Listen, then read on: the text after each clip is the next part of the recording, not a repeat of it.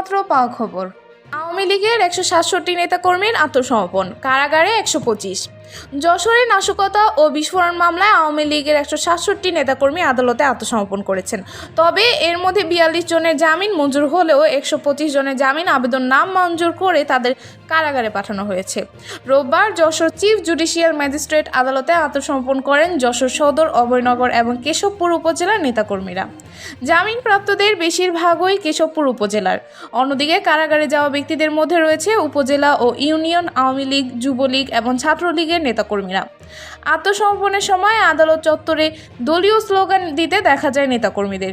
এই ঘটনায় জনমনে মিশ্র প্রতিক্রিয়া সৃষ্টি হয়েছে। উল্লেখ্য, 2018 সালের একটি ভোট কেন্দ্রে বোমাবাজির ঘটনায় দায়ের করা মামলায় এসব নেতাকর্মী অভিযুক্ত ছিলেন। জেলা আওয়ামী লীগ ও বিএনপির পক্ষ থেকে এই মামলাগুলোকে রাজনৈতিক উদ্দেশ্য প্রণোদিত বলে দাবি করা হয়েছে। এই ছিল আজকের আপডেট। নতুন নতুন আপডেট পেতে আমাদের সঙ্গেই থাকুন। ধন্যবাদ।